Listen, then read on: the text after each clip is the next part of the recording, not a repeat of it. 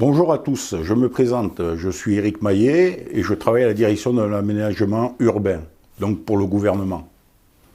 Si je viens aujourd'hui vous parler, c'est pour vous donner l'importance d'être dans la rue le 6 juin.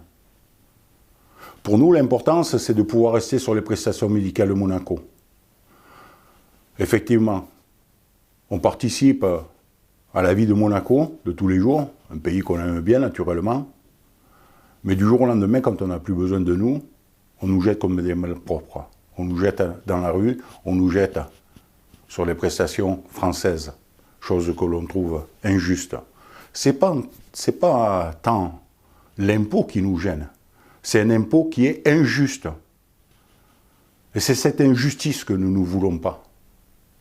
Donc pour nous, notre combat, c'est de pouvoir rester sur ces prestations afin d'avoir de meilleurs salaires à la retraite. Parce que, effectivement, quand vous payez une paire de lunettes 6 € en France et que vous êtes remboursé à 80 € à Monaco, il y a une sacrée différence. Le service médical, il est important quand on arrive à la retraite. On est beaucoup plus âgé, on a besoin de plus de soins. Pour nous, c'est vraiment prioritaire. Donc, moi et mes collègues, on sera dans la rue le 6 juin pour manifester pour ça.